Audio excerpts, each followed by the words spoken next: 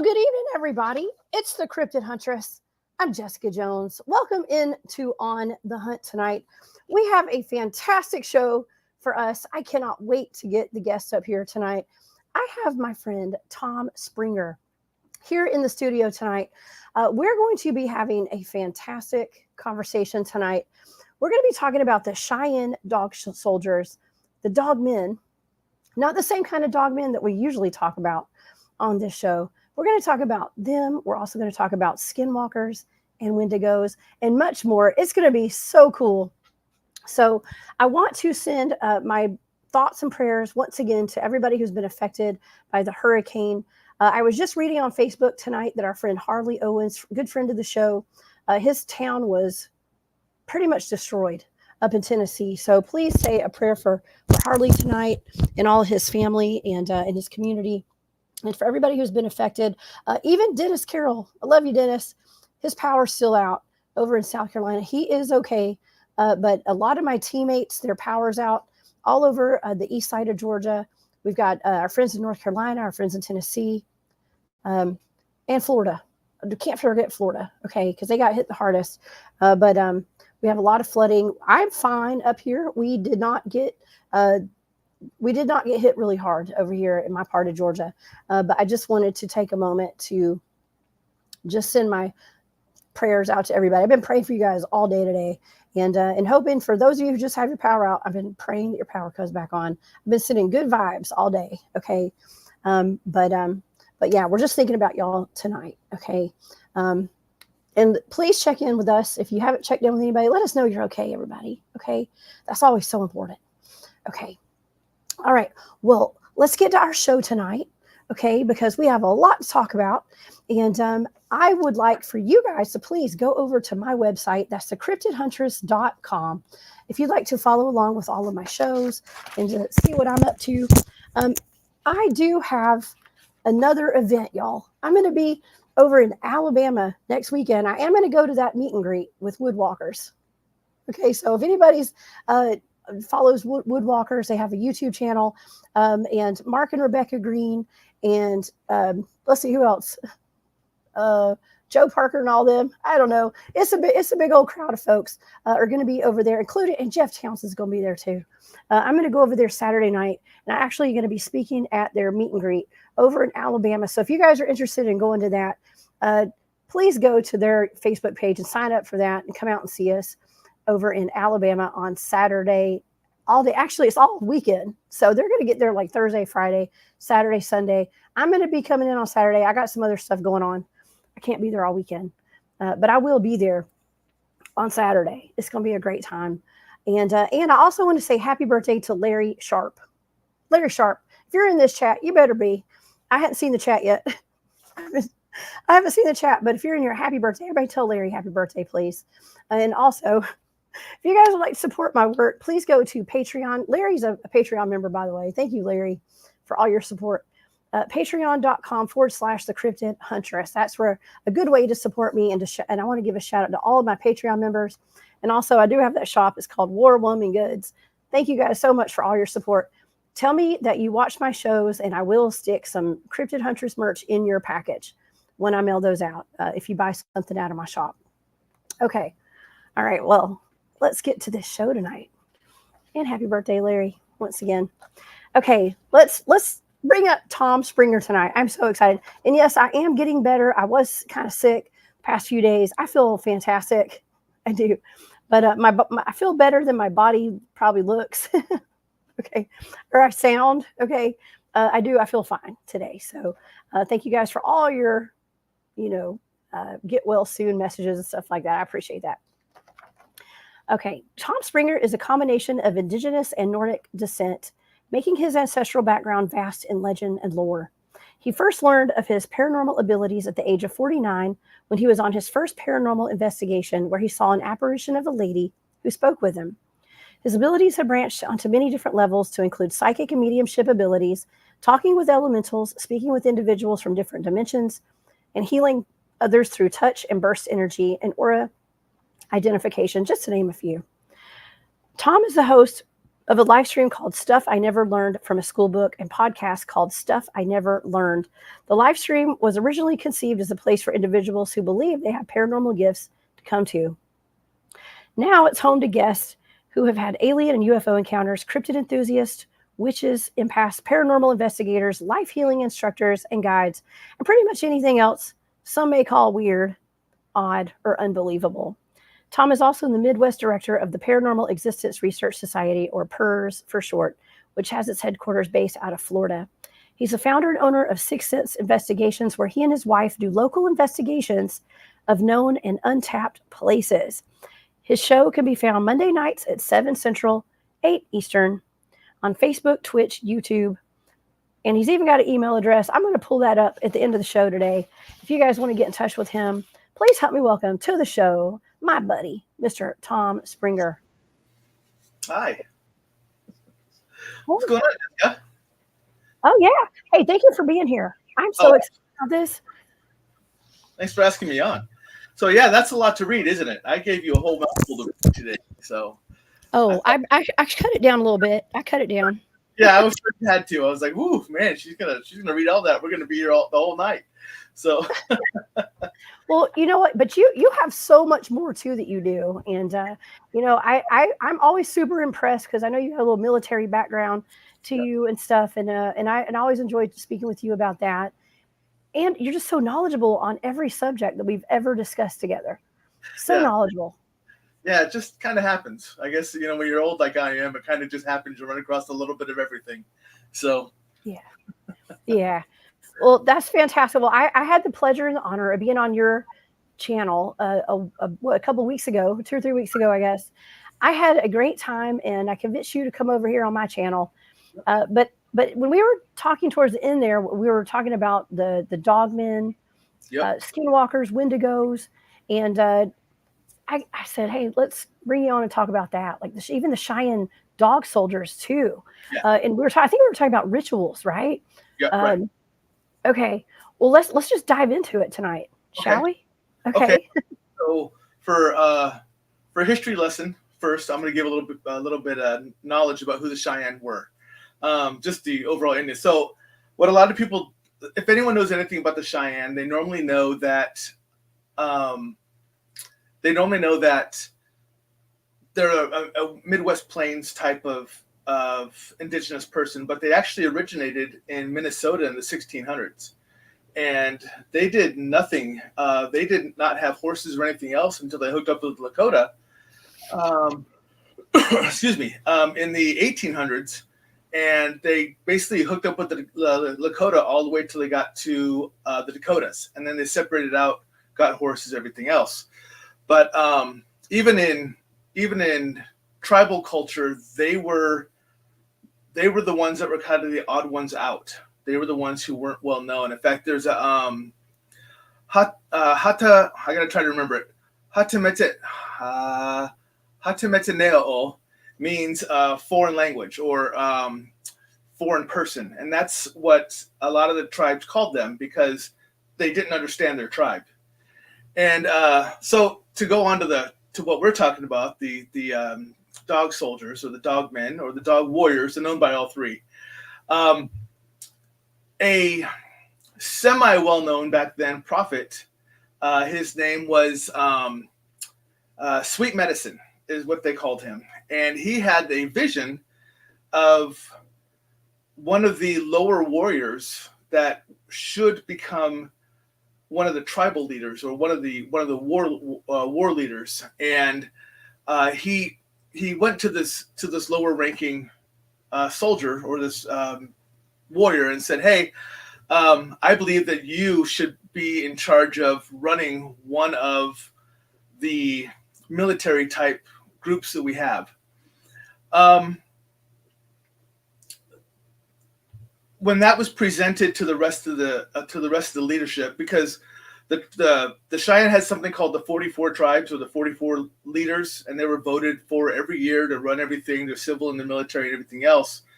And when they came about, and this lower warrior came out and said, hey, I'm supposed to be this person. I'm being told by this prophet that I'm supposed to be this person. They actually excommunicated him. They kicked him out. And they said, no, this is not your place. And you're not allowed to even think about being in that place. So he left. But he just went right outside of the lands, basically of the where everyone was camped out. And he began to sing, and he began to kind of cry out. And he began to pray and, to their gods and everything else. And the dogs started to howl when he would do this. And he finally said, I'm leaving. I'm going to go. And he went out towards one of the rivers that was close by. And the dogs followed him. He was almost like the Pied Piper for the dogs. And when he went there, he kind of settled down, and the dogs formed a circle around him. And when the dogs formed a circle around him, the legend goes that a lodge magically appeared in the area. And all the dogs went in to that lodge. And when they came out as human, and they came out as warriors, and they were following him. So he was known as the leader of the dog warriors, of the dog soldiers. And what is their greatest? I mean, they became to know as one of the most deadly types of Indian fighting tribes there was, hands down. And the dog soldiers were the ones who were known to be that way. And whenever they fight, they were given 3 sacred arrows, and that came from a myth further on back about the 4 sacred arrows that sweet medicine was given. But each member was given 3 sacred arrows, and when they would fight, the leaders, there's 4 main people, 4 main warriors. They had these ropes around there that always went from the right to the left, and they were made out of certain materials that included human hair. And they would take one of their sacred arrows and they would stake it into the ground. And however far that rope went, that was a place that they would protect. They would basically say that they would die fighting. And when that happened and they came to that power, everyone that fought against them saw them appear as wolves. They didn't see them appear as people anymore. And it was tied into the legend of the dog that where they were dog soldiers. And now it looked like they were fighting a wolf. And some people even identified them as werewolves. Because their power, their strength was so phenomenal that they could not beat the dog warriors, or they couldn't beat the dog soldiers. And that's why dog soldiers became to be synonymous with how strongly they fought and how well they fought. And even what they wore was very specific, all the way down to that headdress right there. Initially, the headdress started off, and there's what a lot of people don't understand is the headdress is not simply for the chief. That's a myth that non-Native Americans believe or know.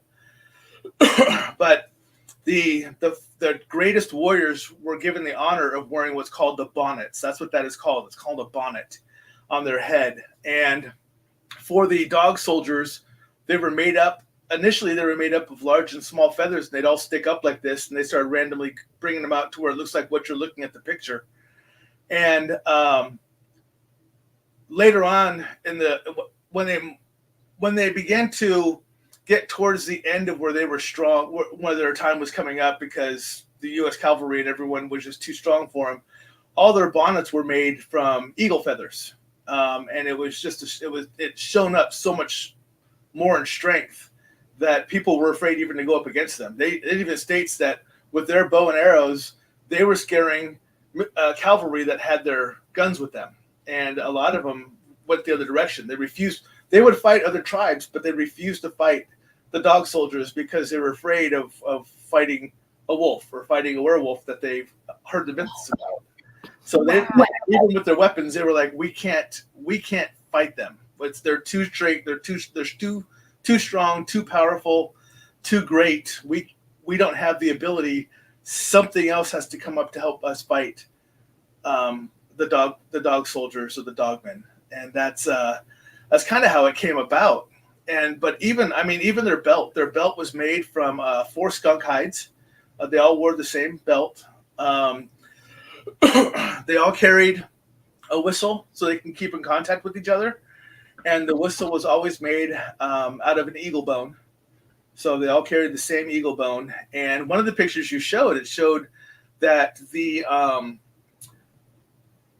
always painted themselves and they always painted their horses. Now, that one there, the horse isn't painted, but the face that you see there is the typical face painting of what they would use for the dog soldiers, and that put fear into a lot of people simply looking at that. They swore that they were looking into the face of death. Well, it does kind of look like Ghost from Halo, right? Right. Is that Ghost from Halo?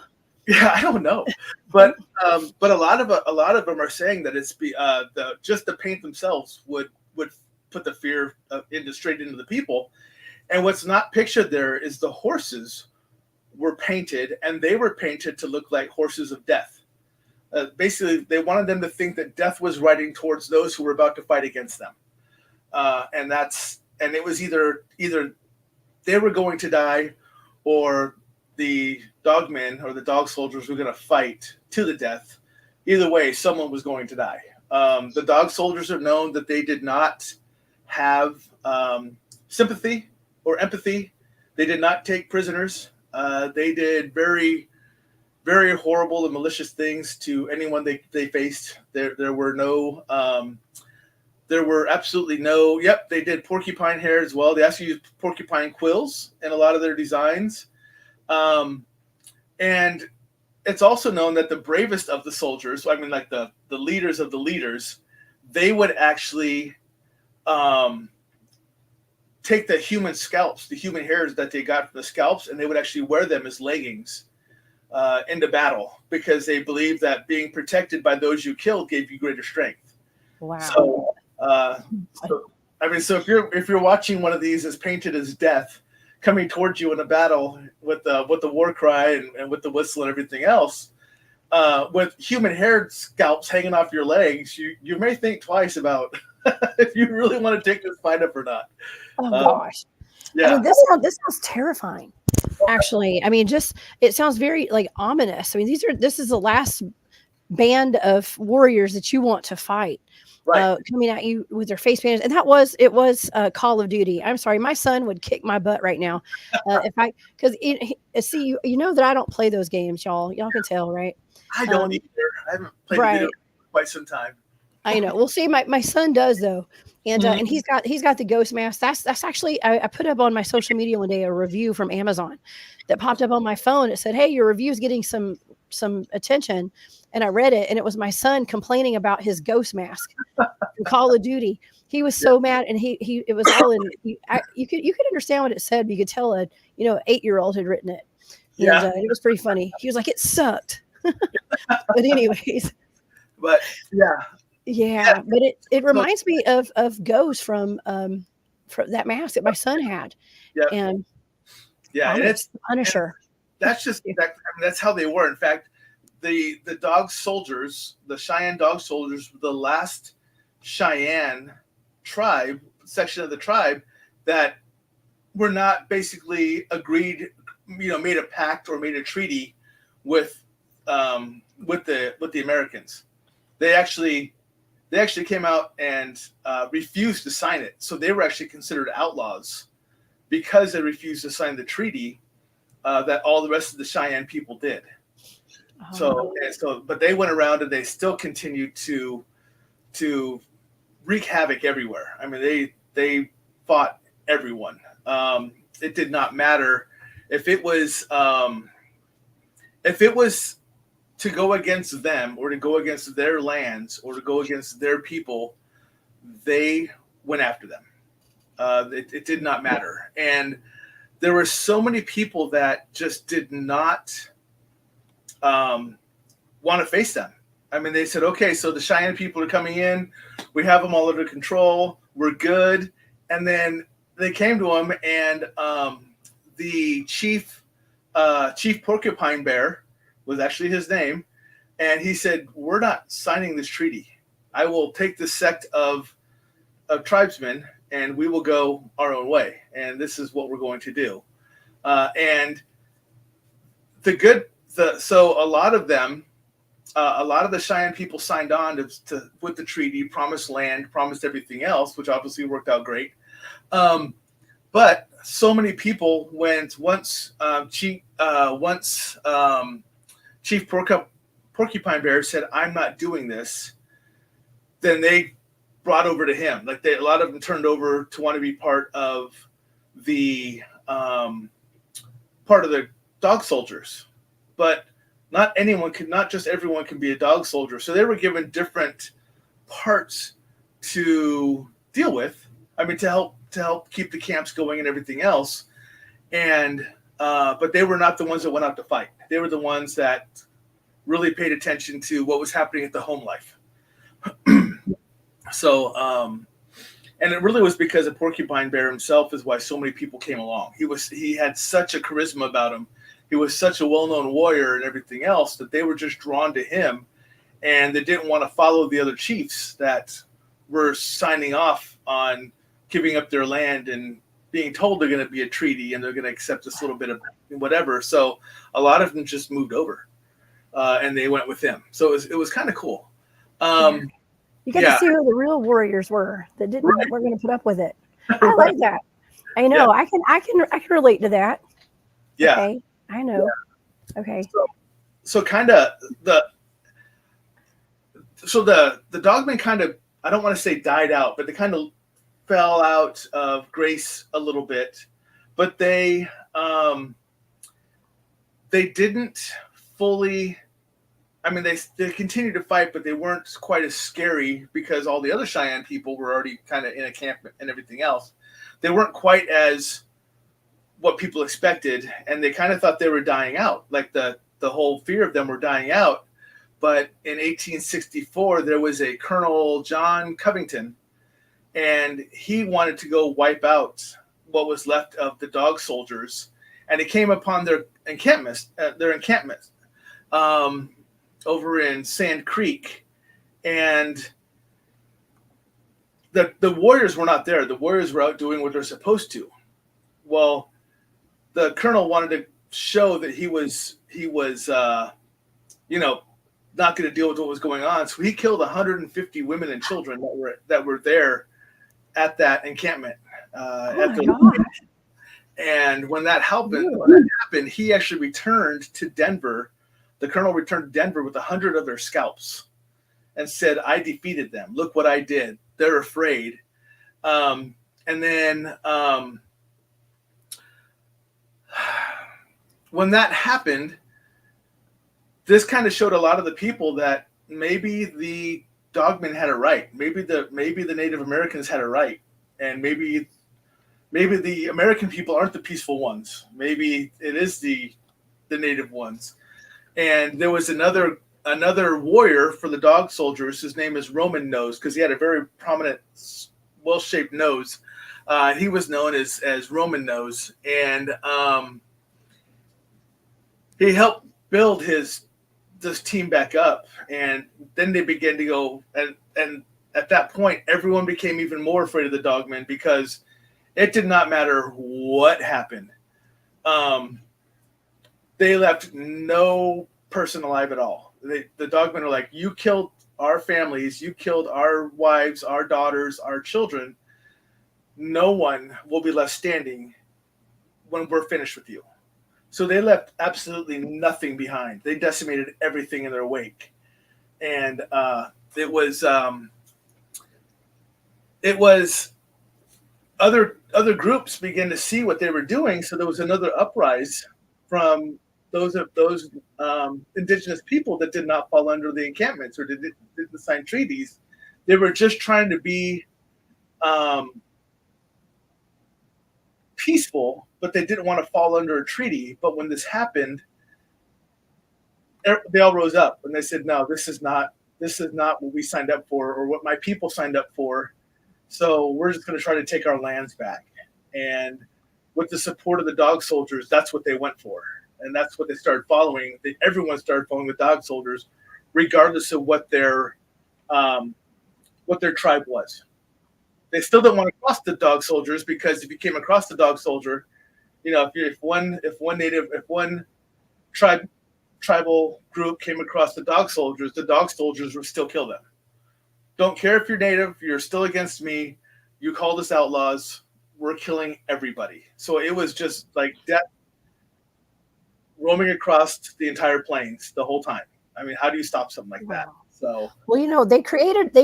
Let's just say they created a monster and by that I mean like by taking out the women and the children, their families. yeah, The things that's who they loved.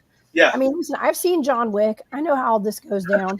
Okay, right? But I mean, yeah, this is a tale as old as time right here, though, and so that those guys knew what they were doing when they took out those people's families. right. Okay, the warriors. And they would say that when they built back up again, and they were still living off of the legend of being the dogs. So, they were dogs at one point and became to life as humans, and the belief was still there that that the dog soldiers would still turn into werewolves or wolves when you were fighting them. That legend never died because their strength was just so unbelievable. Like when they stabbed one of those sacred arrows into the ground with the rope tied to it, saying, this is my area I'm going to cover, and if you want it, you have to get through this area, and I'll die protecting this land. Then people couldn't. It was just crazy, and they couldn't believe how strong they were, and they were like, "There's still the dogmen. There's still the dog soldiers." And then even afterwards, after the family died, after they killed all those people, they believed they got even stronger. They believed that the soul of the wolf living in them became even stronger and even angrier because now you're hurting the wolf pack. You're taking out from the wolf pack, and this is not how this works. So, so that's basically what they turn to, and of course the story of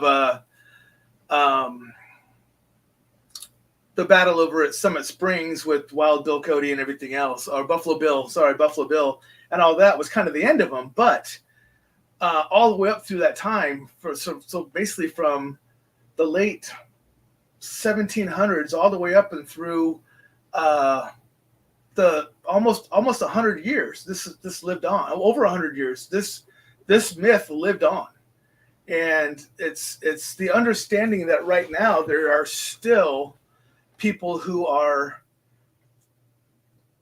have that same blood in them, so that bloodline still runs. So that's a lot of the things that are interesting today. And so one of the beliefs, if you have an understanding of Native background, one of the beliefs is that that's where the werewolf came from, and that's why we still have werewolves today. It wasn't from certain places in other parts of other countries. It actually originated with the dog soldiers or the dogmen right here right here on the plains. So, Tom, no way. Yeah. Okay, I love this. I just actually, this is bringing me back to my conversation I've had with Edie Testerman. Eric was on my show. We talked about Berserkers. Oh, yeah. And the Viking werewolves. Yep. Okay. Now, you have Nordic ancestry. I do. Okay. You could be a Viking. Okay. I very well could be. Yeah, you could be. I have Viking blood as well. Okay. Yep. And so it is very reminiscent of that conversation that I had with Eric about the Berserkers. What do you think about that? What are your thoughts? I think there's a lot to it. So just so you're aware, I also have a Native American background. You do. And one of my native bloods is Cheyenne. So wow. Uh-oh. So you're a werewolf? Is that what you're saying? Well, I definitely have the fighting attitude of both sides. A warrior. So the Berserkers, I believe I try to explain to people that even though they were continents apart and they were such a different type of people, they were the exact same people, because everything came down to their land and protecting their land and protecting their families. It really does tie together, and I've done a lot of research for both of them.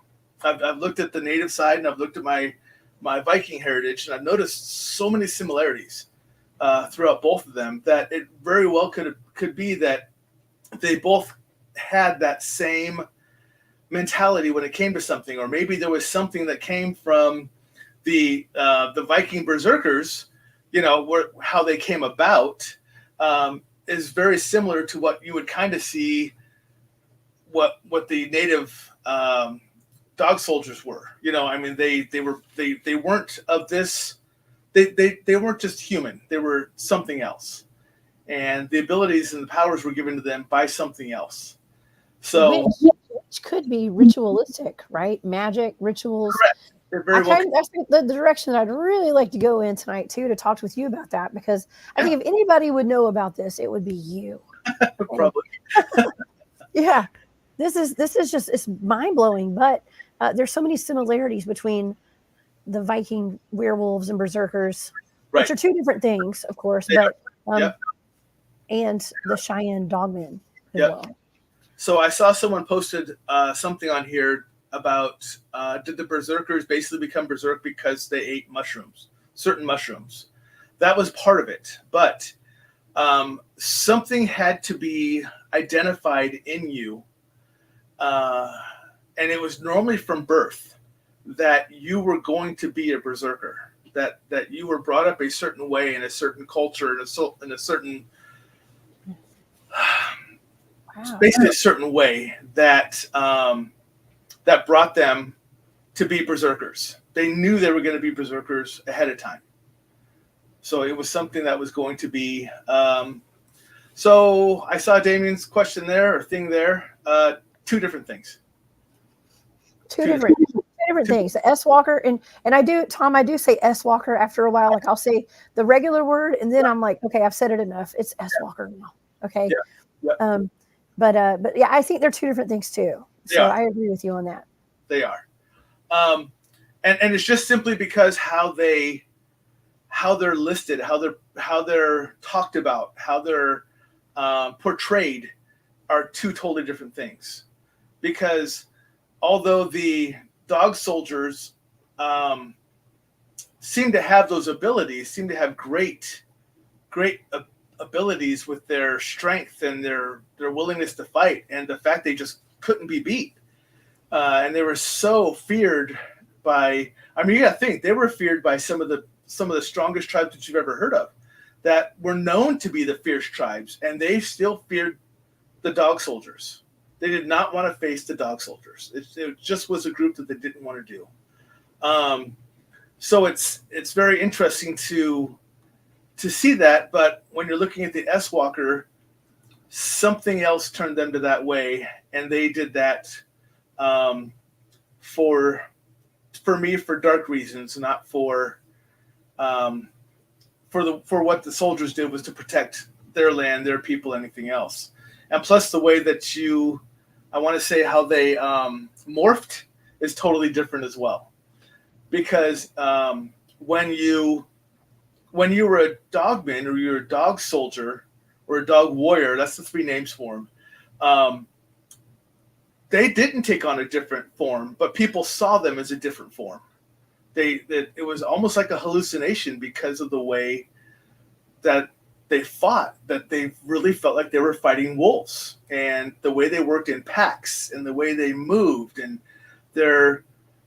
everything was the same, as far as they had their four main warriors that would lead small 7 other warriors, and then you had the highest warrior that would be in charge of that whole warrior pack, is what they to call them.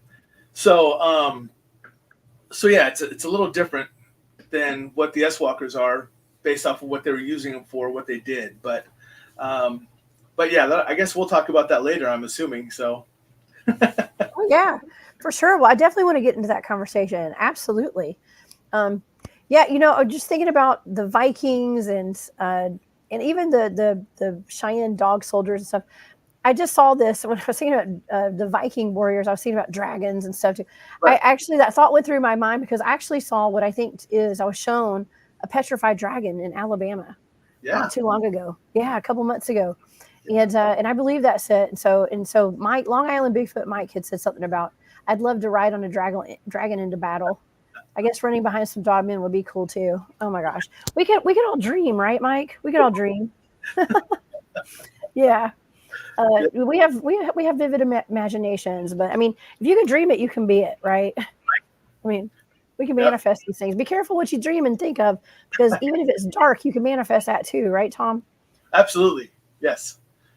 So, Yeah. but yeah, I mean, so as far as when it goes to the Berserkers, they did have assistance in getting to their stage of rage, but a lot of it was taken in with knowing that you were going to grow up like that.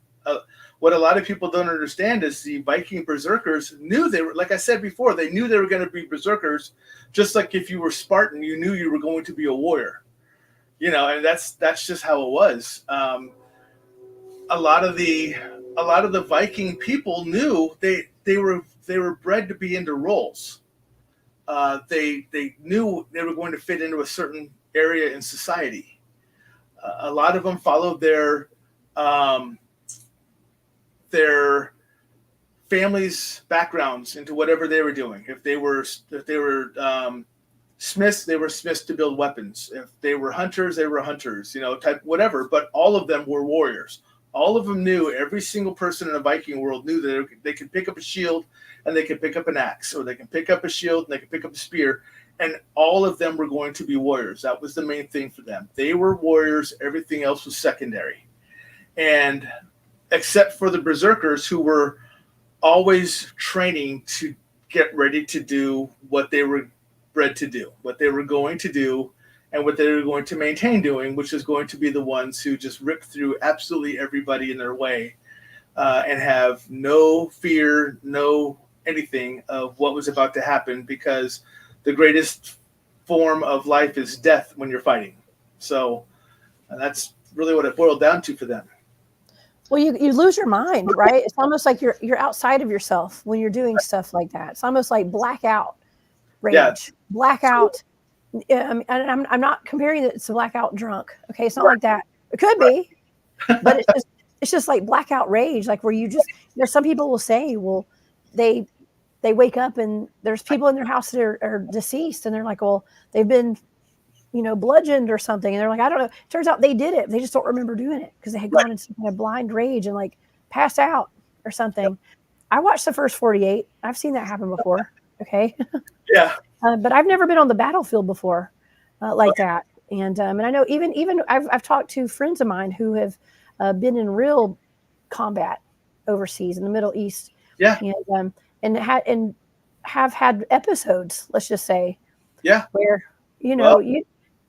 I say you know me, you know my background. You know my background. I know your background. Our audience doesn't know your background. But it's the same thing. So I used to do very bad things to very bad people when I was in the military, and it's true. There's times you would be done with the battle, and unfortunately, a lot of mine came into yes, that's very true. A lot of mine had to come down to hand-to-hand combat. And that's what happened. I mean, I'm shot twice, stabbed over 30 times, scars all over my body from it. But sometimes you get done with a combat and you stand around and you're like, I'm just standing. I don't know how I'm still standing. And why are the 30 bodies laying around? What just happened to cause this problem?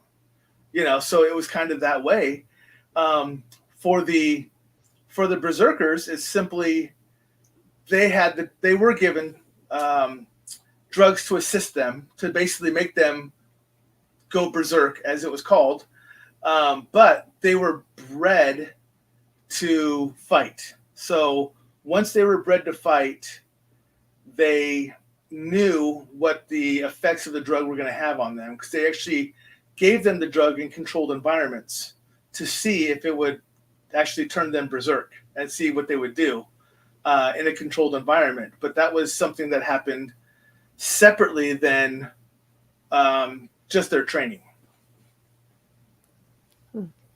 But you can see a lot of the same kind of things kind of happening in military. They did all the tests back then with the LSD and all the other drugs to see what does it do to the human mind.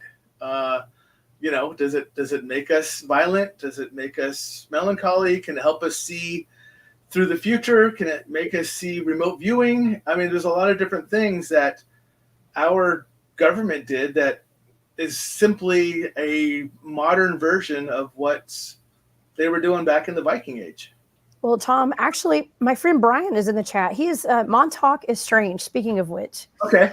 And that's his YouTube channel. He took us on a tour of Camp Hero in Montauk, New York. I was up there with, actually, we were there with a big group of Montauk Project survivors. Oh, yeah. And people who had been put through horrible experimentation. Some had been kidnapped, some like secret space program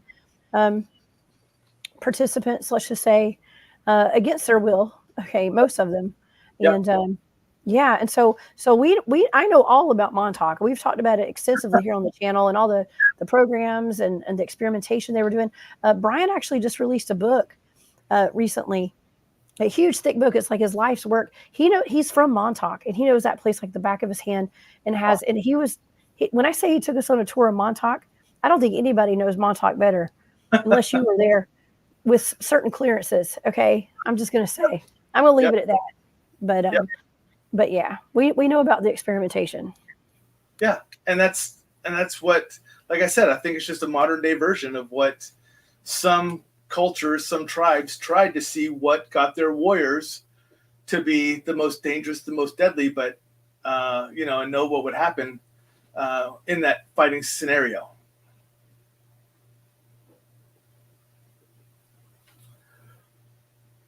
Oh, I can't hear you.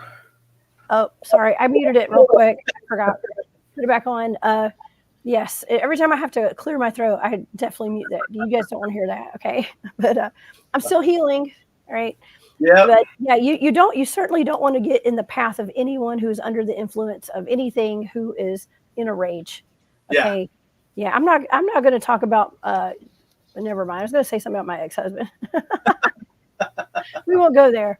But no, it's but yeah, any kind of adrenaline, testosterone, like too much testosterone and adrenaline, really. It's mostly adrenaline. And Prophet Pre says blackout adrenaline. Yeah. Wow. Blackout adrenaline. Yep. Yeah. Yeah. When you're put in a situation where all you're doing is fighting for your life or fighting for the life next to you, things have a tendency to. So for me, it was a little different. I actually had, I would say 99% of the time, I knew exactly what was going on, because for some reason, when I fought, everything slowed down for me. Like I saw everything happening almost before it happened. So I honestly think that's why I'm still alive today. But it's something that I had that ability to do when I was in those situations. Only a couple times did I not know what happened after I was done. But I really do think that was tied to what someone mentioned, like a blackout adrenaline. It was just me fighting through everything, thinking that I was going to not survive that battle. All the other ones I knew I'd survive. But the ones that you never knew if you're going to come out of the other end, I have a tendency not to remember. Yeah. So, but that would make sense. Yeah. That would make sense. So, it's almost like your body, your mind protecting you, because you probably had to do things that are beyond comprehension to stay alive. Yeah. Yeah. That's your mind taking care of you. That is. Future. Yeah. Yeah. And then luckily it was also my body taking care of me, being able to react on its own without me having to think about it. It was just just a constant move. And violence is necessary. Sorry. When it comes down to it. When it comes down to it. Yeah. Absolutely. Yeah. Yeah. Well, I wanted to actually go back a little bit and talk about that ceremony and the ritual that the dog soldiers did, because according to the legend and the myth, and now a lot of myths that I talk about and that I've researched, even some that I've done some remote viewing on, some incidences and stuff. Sometimes those myths, I think, could have been reality, actually. Right. But they're sold to us as myths for whatever reason. But they were saying that there were dogs that actually trotted in to the ceremony. It was dogs from the community, the village, right? The village dogs from the land that the tribe was on. Yeah, and they turned into humans. They turned into humans, and basically it was because he was singing, he was going through all of his rituals to try to come up with a way, and ultimately he was trying to trying to find a way through his prayers and through his everything else to find a way to connect with the leadership that told him no. And at the end of it, he basically realized, I don't have a way to change their mind, so I'm just going to leave. But through the singing, the dogs came to him. The dogs were attracted to him and his singing, and through all the chanting and everything he was doing. So when he left, they all just followed him. I mean, like I said, it was like the Pied Piper for dogs. And when he left, though, they talked about the dogs. They talked about there were all types of dogs. A lot of them were wolves, but they still had just regular feral dogs that they had. And they followed him. And when he got to the water, when he got to the river, they all sat around him in a circle. Now, why would they sit around you in a circle? How did the dogs know to sit around you in a circle? You know, I mean, ritual, right? Right, exactly. And so what happened between the lodge magically appearing, which to me could have very well been a portal, and the dogs walking into it and then coming out as human? What is that? You know, could that have simply been a portal? Yeah. You know, so. Okay, Tom, I have this interesting story, and I don't want to get off track, but it has something, it has a connection. Okay. Because one of my teammates, his name's Tony Green. He's been on my show. Love Tony. I'm going to see him next weekend, hopefully. Tony, his family has roots in, let's just say, black magic or voodoo. Okay. He does not. He's a devout Christian. Okay. And he actually, when he comes on the show, he likes to, even in the field too, he relates a lot of what we experience with passages from the Bible. Okay. Mm-hmm. And so it's super, we have wonderful conversations about this. But when he was young, his great uncle, it was either his uncle or his great uncle, had done something, and the police showed up at their house. And so the uncle ran out the back door, and the story of his family that's been passed down is I don't think that he saw this, but his family did. They said that his uncle ran in the backyard and went behind a tree when the cops got there. And on the other side of the tree, a dog ran out. Huh. And it ran into the woods. And the cops came, they did their thing. He wasn't there. They couldn't find his uncle. And when the police left, after a little while, same dog comes trotting out of the woods, goes behind that tree, and his uncle emerges from the other side. Yeah. So trees as portals, I don't know. But men turning into dogs, I mean, dogs turning into men. Right. It happened in his family.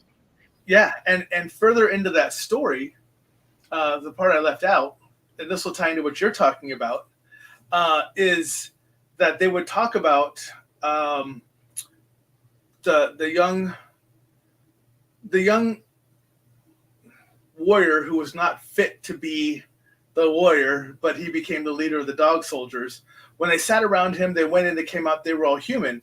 When they would go to battle in the day and they would come back at night while they slept, they would turn back into dogs. They would sleep as dogs. What? And then when they woke up, they were back to human. So, and that's the story behind it, is because they'd sleep as dogs, but because they were protected, that no one would come hunt them down, because you're looking for humans, and all these people are dogs. So smart. Okay. So, is that where the saying "let sleeping dogs lie" or lay? So that's part of it. But yeah, that's part of that lore still, is that's what would happen. So that's why they were never found. That's why they couldn't be caught. That's why no one could sneak up on them at night, because they never knew where they were. That's why you never found the soldiers at night, because they were always, if they slept as dogs. Oh, so that's pretty brilliant, though. That's brilliant. Okay, it's a good camouflage. right out in the open. Sleep as a dog, right out in the open. I know, right? Yeah. I mean, but that's a superpower. Okay, superpower is magic or something, right? Yeah. I mean, the word magic keeps coming to mind. It's got to be magic, right? Something. Yeah, it's definitely something unexplainable. That's for sure.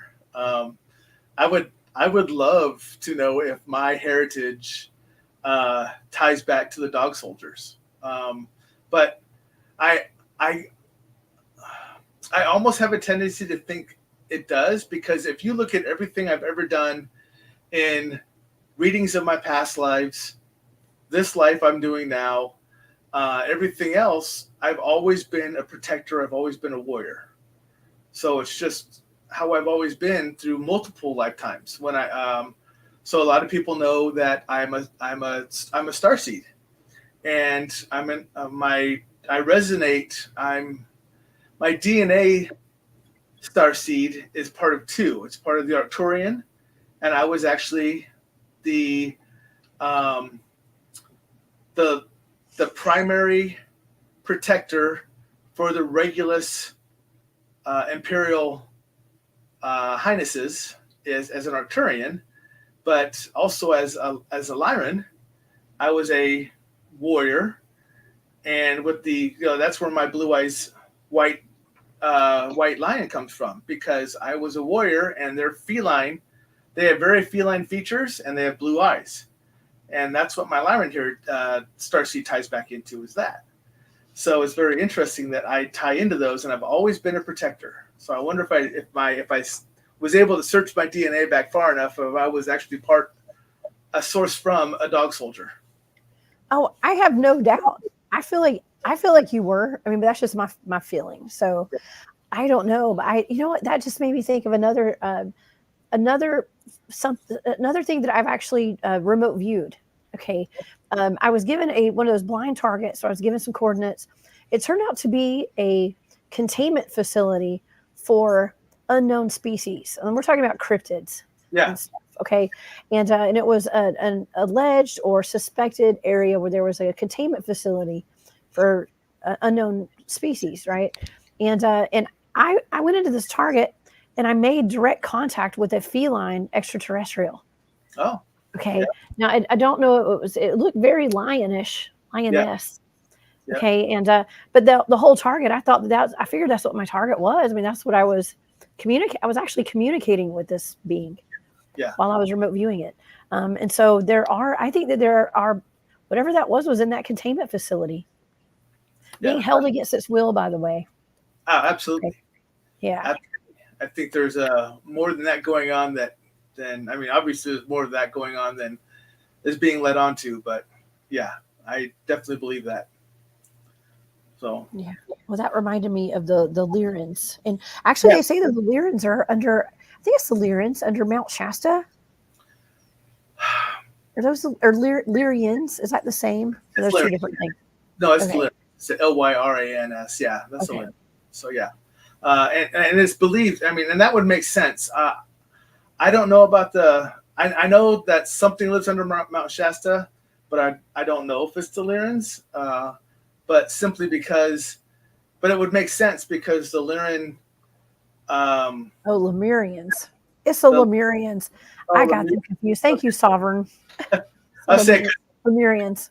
I'll say because the Lyrans are from the northern star in the most northern star in the Dogma star constellation called Regulus. So that's where they're out of. So yeah. Lyrans are their feline appearances. They you're right. Lyra's actually in the ring. I'm thinking Arcturian. So yes, Montauk, thanks for that. Lyra is actually the ring nebula. Arcturian is actually from the Regulus, northern star in Regulus. Unfortunately, I have 19 different star beings that I've been attached to in some way, shape, or form. So I had one of my friends who's actually going to be on my show shortly, that does starseed readings. So. Oh, very cool. Yeah. Very cool. Well, the first conference that I ever spoke at publicly about my research was the Starseed Reunion. It was Camp Disclosure is what it was called. It was like a Starseed reunion. Yeah, and I was like, I didn't even know what a starseed was at that time. And I was like, oh, I guess these are my people. I must be a starseed too. Well, a lot of us are. I mean, Yeah. most of us are. So there's not many that aren't. They just don't know. So, Oh yeah. Yeah. Oh, I love it. I love how tapped in and tuned in you are. It is like I said in the beginning of the show tonight, you are so interesting to talk to and so fun to talk to because you know so much about everything that we talk about. And it's just, I mean, we could talk forever about a lot of these things.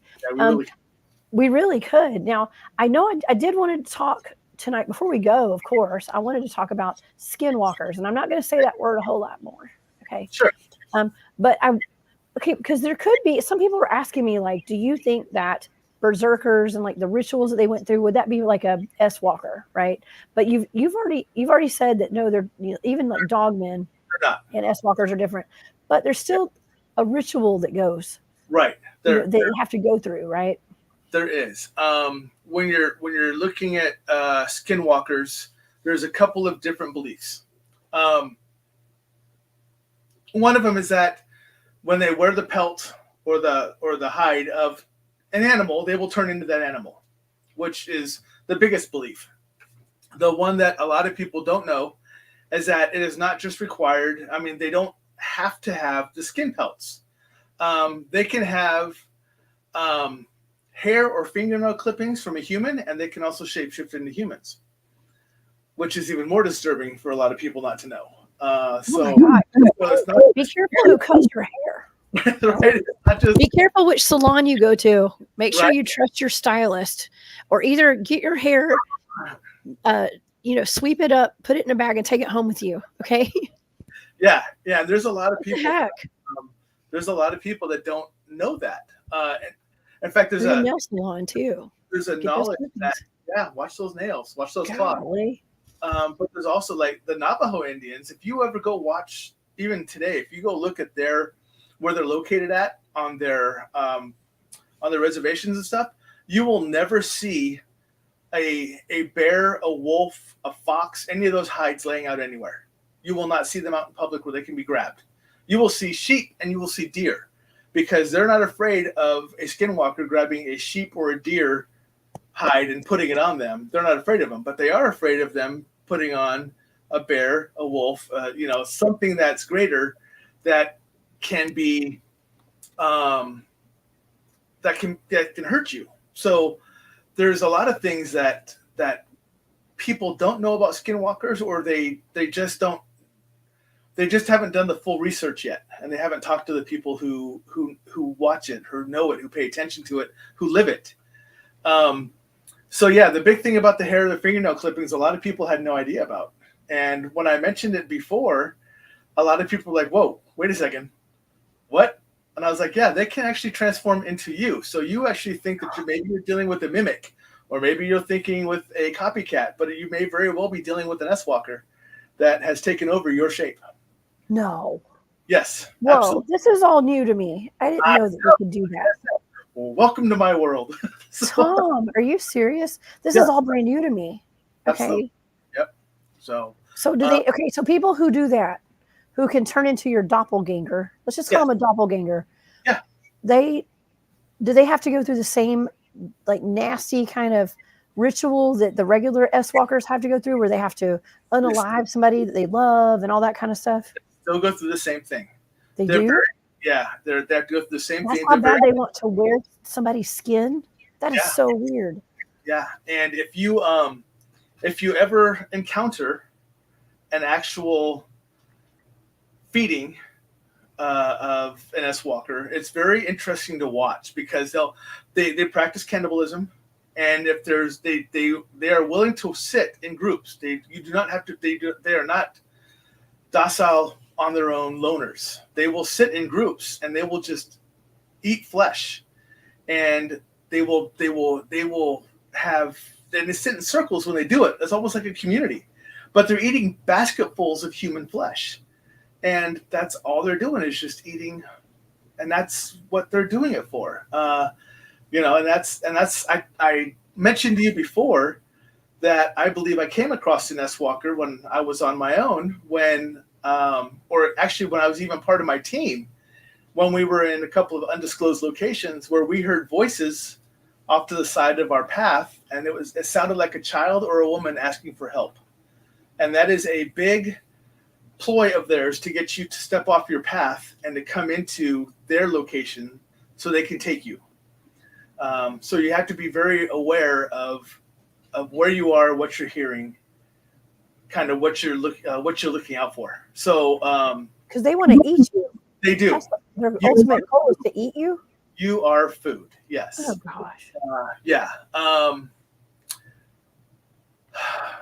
can you take one out? I mean, I know they have supernatural abilities, but could the brass take them out? Is all I'm asking. You can. Okay. You have to dip a bullet in white ash, and that's the way to kill an S-Walker. That is the way to kill an S-Walker. But the hardest thing for tracking skinwalkers is if you're trying to track one, they don't leave footprints. Oh my gosh! They are very capable. That they do not leave prints. They just don't. Oh, Tom, God. Yeah, I got to tell you something. I've got to tell you something because, oh God, this is wild that you're saying this, because I actually went up to a S-Walker cave in Tennessee to do an investigation, because our friend Farah lived there on this property. I don't know if I mentioned this to you. I'm sure I did, but she lived on this property, and so me and the guys from Cryptid Warfare Operators, we went up there to go investigate. And when we got there, we're all trackers. Those guys are all, a lot of them are military or, bounty hunters, Marines, all that, Army guys. We got there and, her chickens had been stolen out of her yard, and the cave was right behind her back door, the cave entrance. But the story the legend goes, and it's people in the community said it's true. It's Choctaw land. And a shaman, a medicine man, had banished a multitude of S-Walkers into that cave at some point. Yeah. There were a whole lot of them. This is in North Tennessee. There's a whole bunch of them, and they were very problematic. And so he went and put them all in that cave, right? And then sealed it, I guess, but not physically sealed it, spiritually, energetically sealed it, I guess. Now, when we got there was a footprint by the chicken coop, a big footprint, like a Bigfoot. Okay. Potentially, it was a human-looking print, right. But she had like dogman sightings on her property. She had all this on film and camera too. She had cameras all around her house. So like dogmen, Sasquatch, black figures, orbs, all this stuff.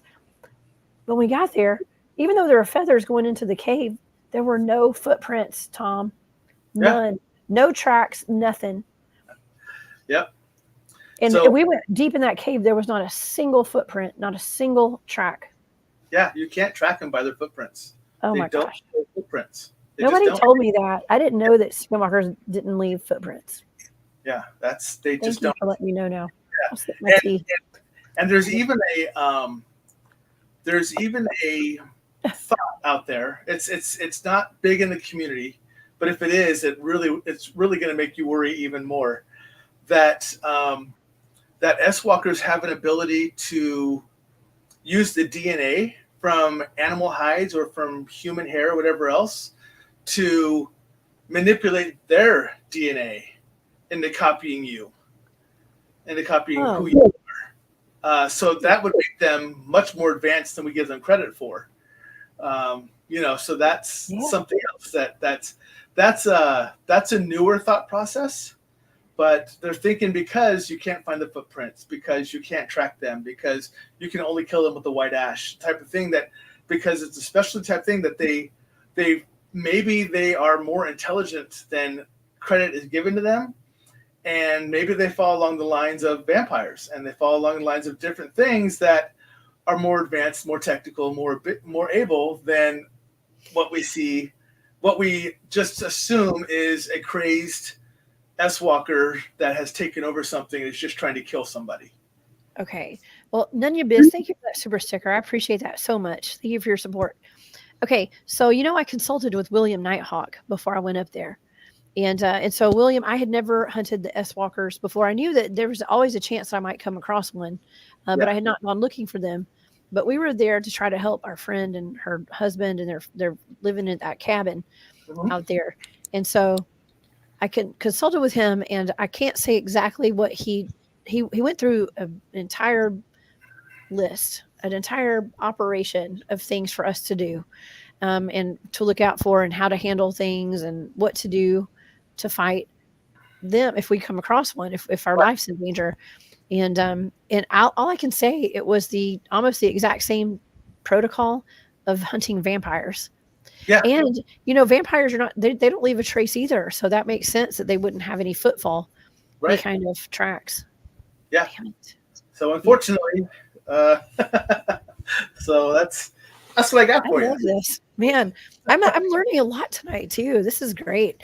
And it pertains to my research too, because I'm actually out there doing this stuff, and I know it's a really, really stupid idea to go do the things that I do.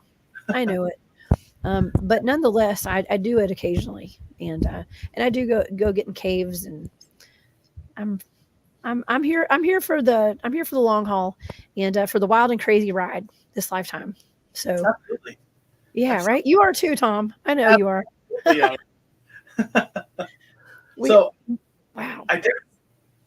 So I don't know I don't know what you're doing with time, but I did see that someone asked a question, and someone said, "Good question." But someone asked, how do you know if you come across a skinwalker? It was Richard Go Forth. How do you know if you run into a skinwalker? Well, the problem is, if you run into a skinwalker and you're not actively hunting it, you're already probably too late if you walk into it. So just know that a lot of if you run into a skinwalker, like we did, and when I say we, I was actually part of my military group. There was 13 of us. And when we came across it, it called to us from off where we were walking, off the path. And I've always warned them, do not walk off a path. Do not walk off a path. And for us, it's simply because we don't want to hit traps. We don't want to hit other stuff or whatever else.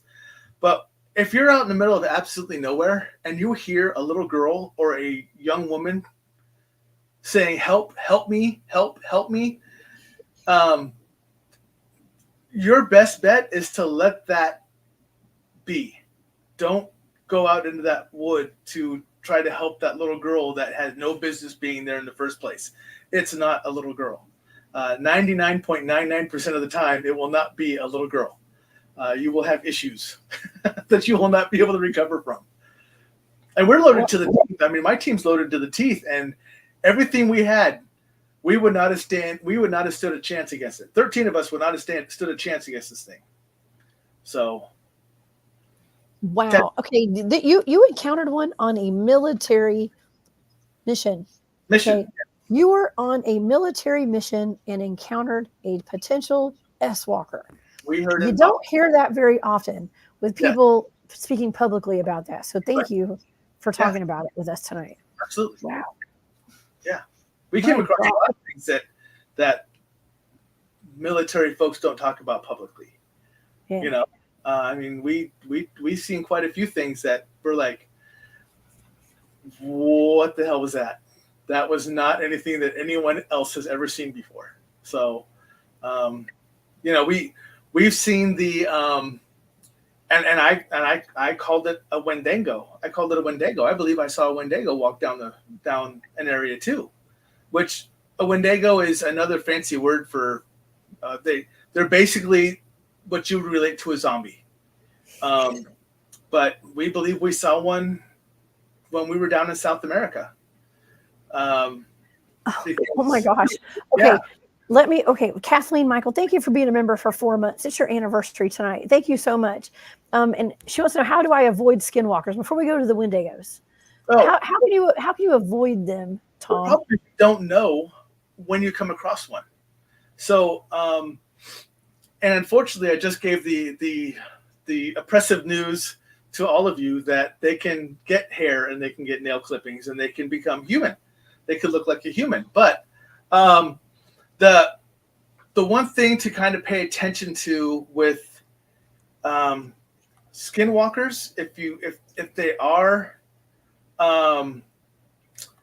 in human form, is that they kind of have that weird movement. They're not you perfectly. They have an odd movement. And I tell people it's not as if you're looking from the thing from Men in Black, the bug that took over the human body, but it has those ticks, it has those offs, because it's not it can't take your form 100%, so it has something that's off. And but you have to be looking for it. But for the most part, you're not going to run into it out in the middle of a neighborhood or anything else or stuff like that. But I will tell you that skinwalkers have been known to rush moving vehicles. They've been known to try to break into homes. And they're not just on the paths. They will, if you're in a location that's out there, they may try to break into your home. And that's stuff that that just happens. I mean, it's nature. It's nature. So get that. Is it white ash? You said white ash or black ash? White ash. White ash. Get the white ash. Okay. Yep. Dip your brass in it, and lock and load at night, and lock your windows and your doors, and pull your blinds down, please. For the love of God, y'all, put some curtains on your windows. Okay. Right, right, Tom. I grew up on a farm out in the country, and we had lace curtains. Okay, oh, yeah. Lace. Yeah. And at night you could see when the moon was out, you could see straight out, you could see outside. So I knew that people could see inside when the lights were on. Right. And I always had like this weird feeling like I was always being watched. Okay. Yeah. And I'm just saying, I've experienced too much weird stuff. We got curtains and blinds. Yeah. Okay. Yeah. Yeah. Absolutely. For S walkers. Dang. I mean, that's really scary. There's actually a video. There's a family that had been posting videos from their home, like their Ring cameras. And sounds like a old lady's voice that's like scratching at the door. She's like, let me in. Let me in. And you can actually see her. Oh, I got goosebumps just now thinking about it. She looks like an old hag, I guess you could say. I know that sounds terrible. It might just be a feral woman. I don't know. Yeah. But she looks like an old witch hag kind of lady. And she's all hunched over. You can see her walking through the yard at some point. But at some point, she tried to get in the child's window upstairs. They had a video of it, of her trying to open the window of her child's bedroom. Yeah. That's crazy. Yeah. Super crazy. Really scary. Okay. Let's talk about the Wendigos. So you have two. You have the Wendigo, and you have the Wachuge. So know that they're both of Algonquin tradition, Algonquin native tradition. So it's believed that the Wendigo is a spirit of winter. So it's ice. Its heart is actually made of ice. It can transform into a man or a woman or a child. And it's basically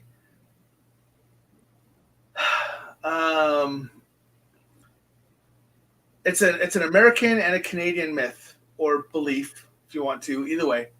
But it's kind of along the same lines that they are magical creatures that are focused on human flesh.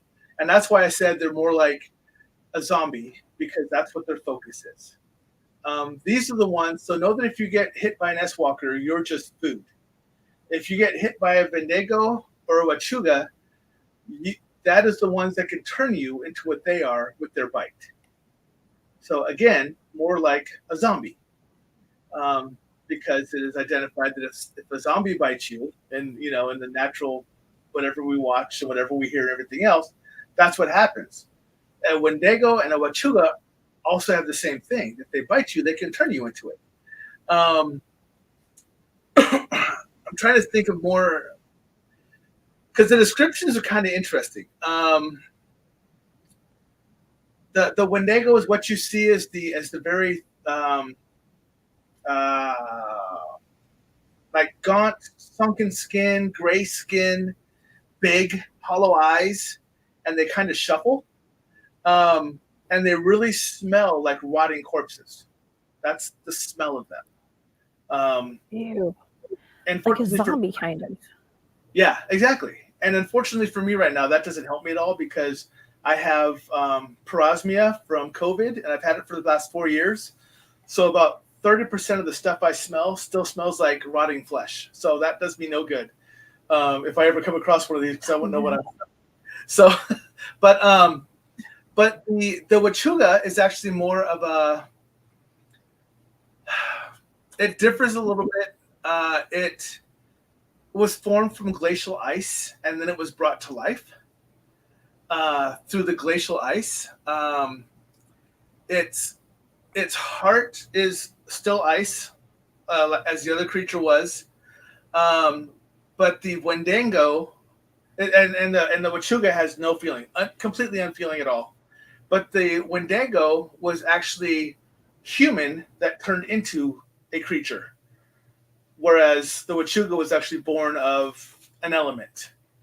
But they have a lot of the same similarities about what's going on, what's how they act, how they interact. Okay, there's more. So we also have the Wetiko, which is a northern Canadian type of creature, and they're also cannibalistic. But their forms can either be human or non-human. They're kind of almost like a cross between everything we're talking about tonight. So there's a lot of different creatures that fall under these same lines that were from either that had the backgrounds of being dead, turning dead, eating people, cannibalistic, but they're all come from the same types of Native American background or Alaskan background or whatever else. So they're all kind of tied into the same thing. So that's kind of what we're talking about here, is that there's a lot of different things that can be mistaken for other things. Because I think everyone would probably call a Wendigo, a Wachuga, or a Wetiko the same thing, even though they're all different and they all kind of function a little differently.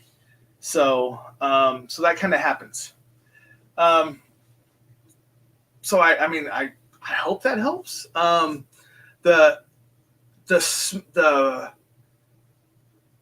The problem with the Wendigo and the Wachuga is that their desire, their need for human flesh is almost insatiable. So they will never stop. They will continue to go. They don't rest. They don't need to. And they just continue forward. So it's almost like if they can't have it, then their death will die, if that makes sense. I mean, they have to eat human flesh in order to, that's their search. That's their only purpose. Ew. So, yeah. Okay, well, that's something that I definitely do not want to encounter when I'm out there doing a cryptid field investigation. Now, I was actually invited to go Wendigo hunting up in Maine. Oh, yeah. This December, actually. Now, I'm not sure if the trip is still on. I probably wouldn't go because, listen, at this point, okay, I am a mom of a young kid, so I don't need to be out there putting myself in that kind of harm's way. Yeah. I really don't. Okay. Yeah. And I know those guys, they're the same too, but I mean, we're always down for a good hunt. Okay. But I was seeing pictures. I was trying to find a picture actually just then of of one of the Wendigos that I showed on a show. I think I had Ryan Paul Tremblay on the show at some point, and we had talked about these, and I showed a picture. It looked like a White Walker from Game of Thrones, kind of. It was like a zombie White Walker is what they look like. Yeah. Not what I thought. Because see, when I think of one of those, I think of something with the horns on its head. That's what I think of. But they're not. They're human. The Wendigos were human. So why would they have horns? They don't. I mean, that's what they are. But they have that very pale, pallid, gaunt form with the sunken eyes, the ashen skin, and everything else. So, but again, one used to be human, which is now non-human, and one was actually made from the ice.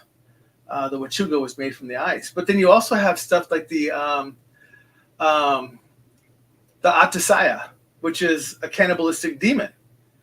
And so that's a whole another one that I'm trying to remember. Those actually came from the Zuni people out of the Southwest, and they're called the Atazaya. I don't know if I remember how to spell it, but I think it's Atahsaia. I think that's right, the Atazaya. But they're known as a cannibal demon. So that's something else that is out there,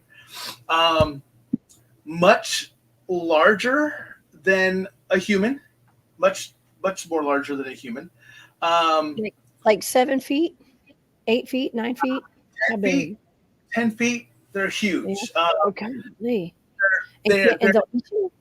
They're covered in like a thick knobby type skin, kind of like what you would see with tree knots and everything else, but like a thick knobby skin and really long gray hair, and they're really muscular.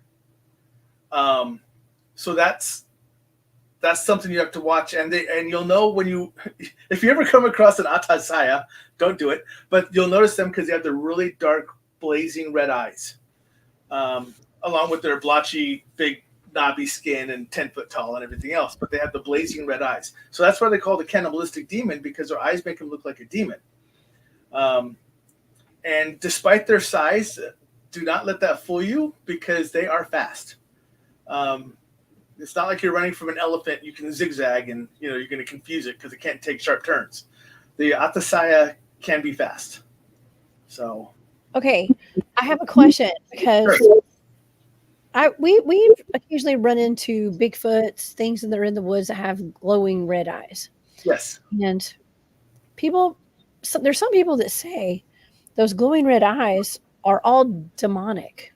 Anything that has glowing red eyes are demonic. Now, I don't know if I agree with that, because I don't know. I don't know. They could be.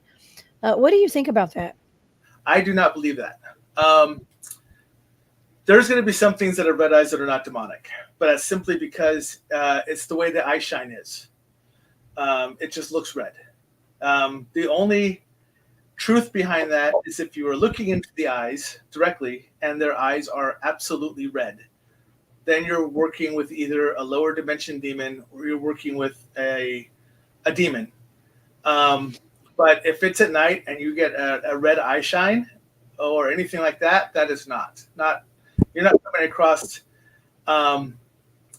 If you are in the woods with your team, I don't care how big your team is, and you see something with red eyes, red glowing eyes, and it's demonic, do you think it's going to fear you and just stand back? No. Nope, it's going to come find a victim. Not going to care. Yeah, and that's something that some people have a hard time understanding is a lot of people think. So I will tell you right now that the word demon is thrown around way too much. I would tell you 1% of 1% of 1% of what people call a demon is an actual demon. And you'll know because a lot of people say, well, I got scratched by a demon. No, you didn't. You got scratched by a spirit. Want to know the difference? Spirits can scratch you. Demons will cut you open like they're cutting you open with razor blades. You will bleed. They will rip into your flesh. They do not care. They're not trying to intimidate you. They're not trying to scare you. They're trying to hurt you. So understand the difference for a lot of people, because a lot of people will associate stuff like that as well. Oh, I got scratched. It wasn't a demon. So sorry, I went off a tangent. Wow. No, I love that. We need to know this stuff. We do, because the word demonic gets thrown around a lot. A lot. It does, especially when it comes to even with like aliens, right, too. People are often asking me, do you think aliens are demons? No. I don't know. I don't know. I've never been on the side of like saying yes, like I think they are, but at this point, everything is so weird. I don't know. Yeah, I would say no. I would say there are other life forms out there that we would consider demonic just because of how cruel they are, but they're not demons. So I mean, the fierceness of them could be, but they're not. That is not what a demon is. So, Okay. I know that because I speak with and talk with and work with a couple of demonologists who have to do exorcisms and stuff like this. So it's information I can gain from them and absolutely trust it. Okay. Oh, well, okay. I'm going to address this question first, and then I've got another one over here I want to pull up. It says, so should I assume, this is from Joshua Keith, should I assume that S-Walkers and Wendigos are utilizing lower fourth, or it says SK, so I don't know if that's Skinwalkers or the other thing you were talking about. Right. Are they utilizing lower fourth dimensional demonic spirits to aid them? Are they? I don't think so. I honestly don't. I think this is, I mean, they had to go through the ritual in order to become what they became. And that is not done through a fourth dimensional demonic spirit. That is simply something they decided to do on their own, and they have surrendered their humanness to become what they're going to become. And I don't think they're working with a fourth dimensional demonic spirit at all, even if it's a lower one. I think this is something that I think this goes along with the same thing. Not all manifestations are good. It could be something that they really want to be, that they really wanted to be, and there is something in there that helped them become that. But I do not believe it's a demonic spirit. Good answer. I agree with that. Okay. Nunya says, what about green glowing eyes? And now I wanted to, this caught my attention because we do have old green eyes here in Georgia, right. Up at Chickamauga. Yep. And this weekend is the Old Green Eyes Festival, by the way. Yes. My friend Greg will be there with Backwoods Cryptids. All right. He and his lovely wife and some other people I met up in East Tennessee a couple of weeks ago at the East Tennessee Squash Out. Okay, so they're going to be there. Old Green Eyes, Tom. I don't know if you're familiar with Old Green Eyes. A little bit. He was an ancient. I don't know if I can say cryptid, but an entity that was actually seen out there on the battlefield eating the corpses of the dead soldiers and stuff. So, but his eyes were glowing green. So. It seemed kind of demonic a little bit. Okay, but he could just be a cryptid. People aren't sure what he is actually, but yeah, he has glowing green eyes. Okay. Sorry, because now when I don't have a solid answer for myself, I have to stop and listen to my guides. So they are telling me about the green eyes. Now, green eyes are we have to be careful with green eyes. Green eyes will be different. Now, what I'm being told old green eyes is, and you can take this for what it is, but what I'm being told the association with is the body eating is actually it's actually someone who is just cleaning up the field. I mean, like that's what it does. It's a garbage disposal, but just for humans. That's what it eats. That's what it does. It eats meat. That's what it does. Nothing is wasted. Right. Nothing's wasted, like a vulture. Basically, yeah. And that's kind of old green eyes is a large version of what that would be, of a carrion, of that type of being. So you also have to pay attention to green eyes too. Not all green eyes are dragon. Sorry, but there are others. But you also have to pay attention to what a lot of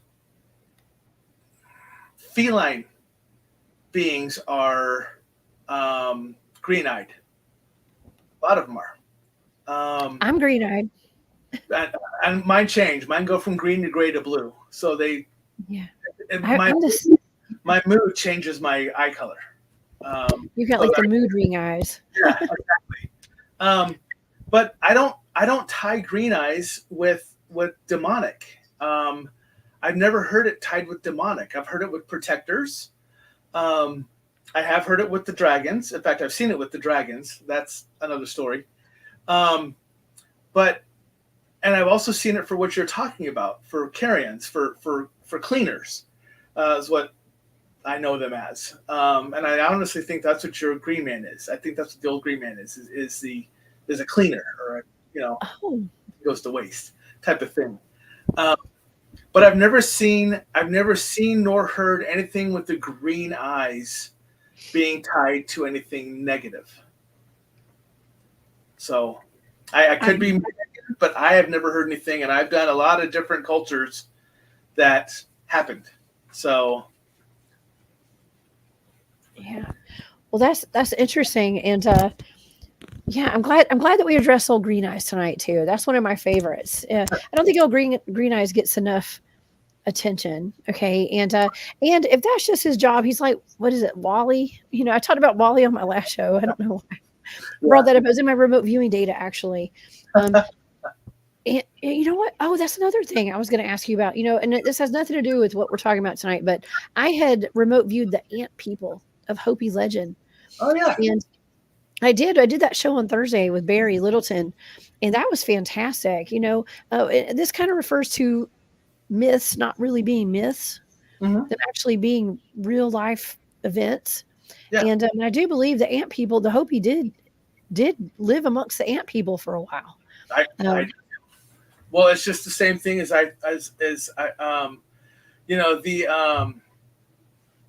oh my goodness, you're making me go into my database here. The Naimragar, so think of the Naimragar or the Tehiahan, Tehiahan, as what you would see if anyone watched. I'm trying to remember which one it was. I don't remember which mummy it was, but it's the one where the pyramid sunk into the ground or got swallowed everything up, and you had those little creatures that were running around trying to kill everybody. That's what those were. Those are known, and a lot of people think those were myth, but those are legend. But a lot of native tribes included them into their stories because they talked about how they were an older life form. So that's why I think you're right with the Hopi and the Ant-Man. I think it's the same thing. I think it's just something that was lost. So yeah. It's just those myths. There's something to them.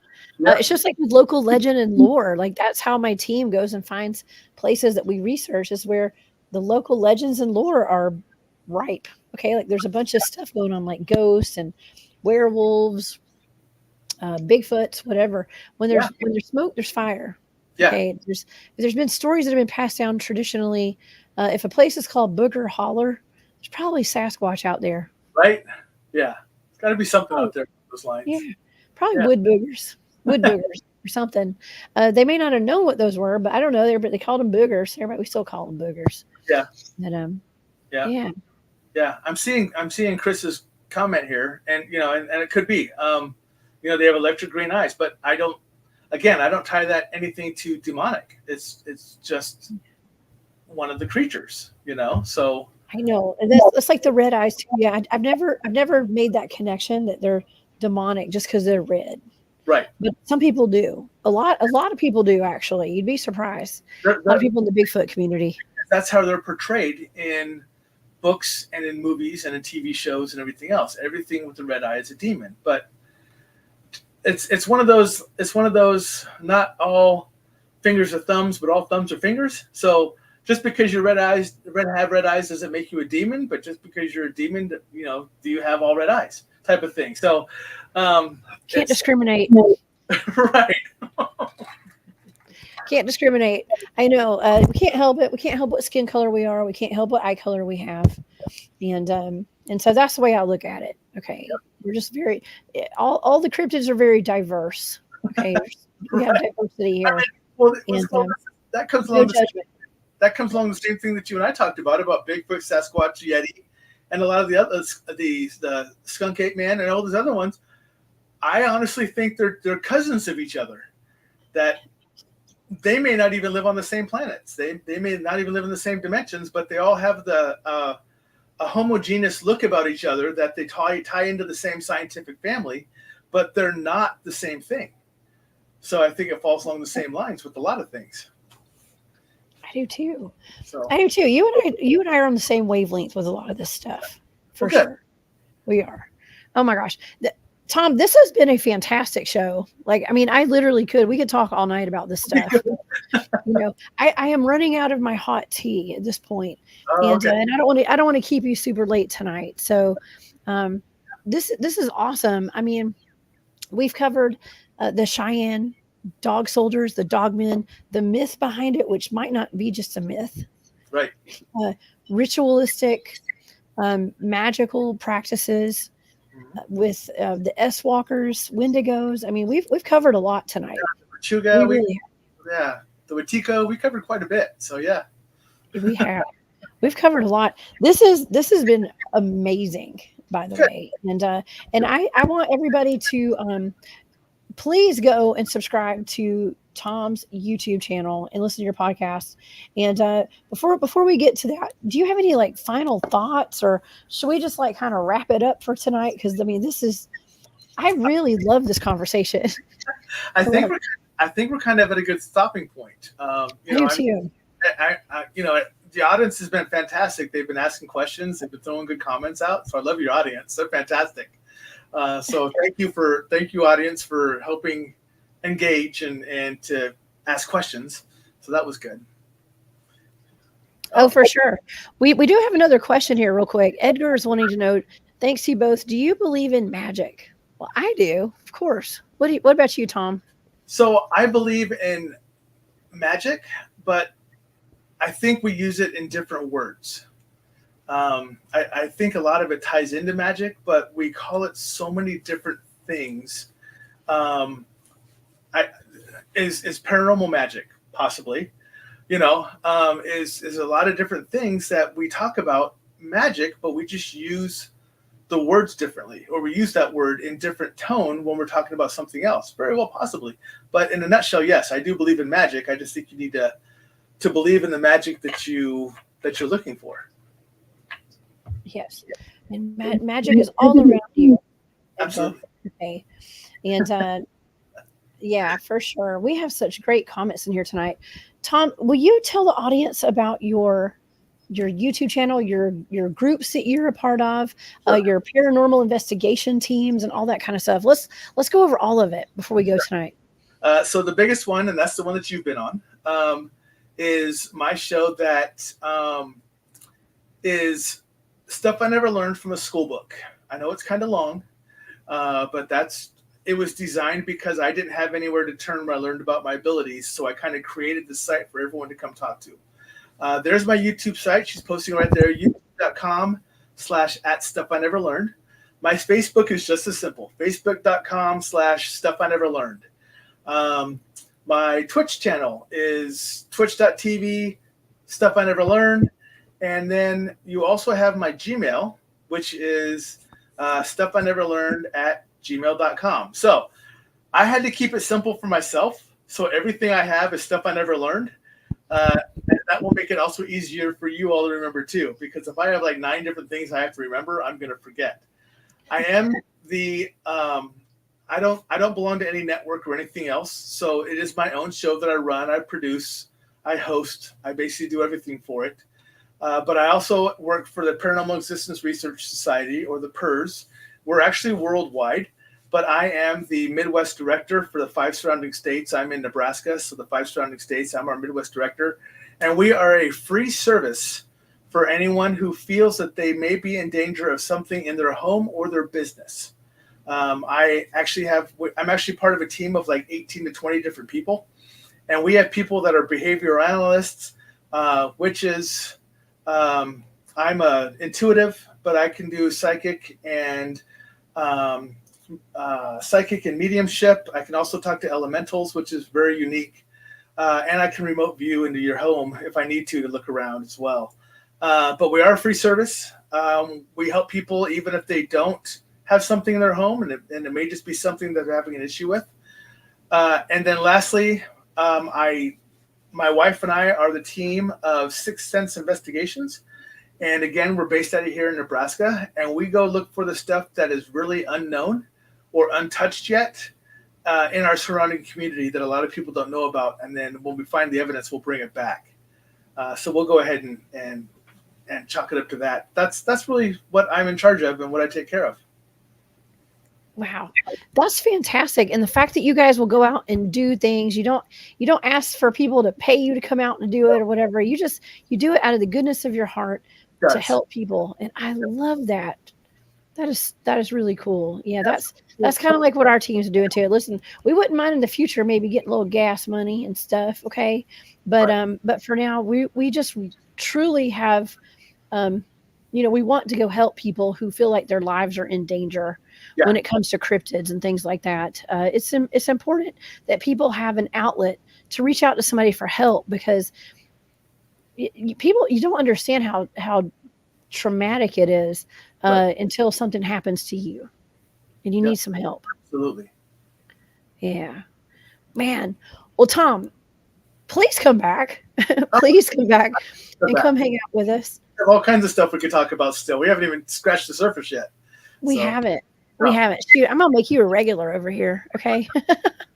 This is awesome. And you guys, please go subscribe to Stuff I Never Learned from a School Book. And he and I just did an interview a couple of weeks ago. That was so much fun. Yeah, please go check that out too. And all over the internet, everywhere, it's Stuff I Never Learned from a School Book. Okay, so and you have a podcast too, right? So you can. I have a podcast. I am very behind on it, but in the podcast, that's fine. There's a few of them out there, but there's a couple of them that I talk about elementals, because I can actually see, hear, and talk to elementals like I am you. So that's the fire, water, wind, earth elementals. So there's a podcast about that, and there's also a podcast about angels and dragons, how they're similarities. They're not separate. They're very similar. And there's a couple ones out there as well. So feel free to go out there and look for those as well. They're under the same name. Okay. Well, Tom, you are literally one of the most interesting men in the world. Okay. Like, you really are. And I know a lot of really interesting people. Like, trust me, I know a lot of interesting dudes. Okay. But you're right there on the top of my list. You really are. And I appreciate you. I'm glad that we're friends. And I want to thank you so much for being here with me today. It really means a lot. And there were actually people commenting in the chat that they are smarter from watching this tonight. Okay. Thank you. People we've all learned a lot out of it. So yes. Yeah, we've all learned a lot. And so thank you so much for being here. Yeah. Okay. And all right. So you're going to come back. I'm going to be back here on Monday, y'all. I do. To everybody, I want to thank the audience tonight for being here. We had a fantastic chat tonight. To all of my moderators, y'all kept everybody in line. We didn't need it tonight. We had a wonderful, wonderful chat. And thank you for all the comments. Thank you to all my moderators for putting up all the links. Everybody, look at Cryptoville with all these links in here. My goodness. Right. All my moderators have been putting all your links up all throughout the show tonight. So I want to thank all of y'all for that. Yeah. And thank you guys for the super stickers and just for all the energy tonight that has been put in. And it's been a wonderful exchange tonight. So y'all please come back and see me on Monday. I have John Vindaventer, the Relics author, is coming on, and we're going to be talking about the Ishkatini and the Owl Witch. Okay. So it's another S-Walker, but also Owl Witch. I actually have a really interesting some pictures that have gone around the internet that I posted. I'm not going to say that picture went viral, but it got a lot of attention. And it's either an Owl Witch or it's a naked man in a tree. I don't know. We're going to look at it on Monday. So Tom, I know it sounds crazy, right? Could have just been some drunk guy that got stuck in a tree one night in a campground. We don't know. But anyways, we're going to talk about it on Monday. It's going to be a really fun show. So please come back and see me then. And y'all go over to Stuff I Never Learned from a School Book and go subscribe. All right. Well, Tom, have a wonderful night. Thank you so much again. and I'll see y'all on Monday. All right. Bye, everybody.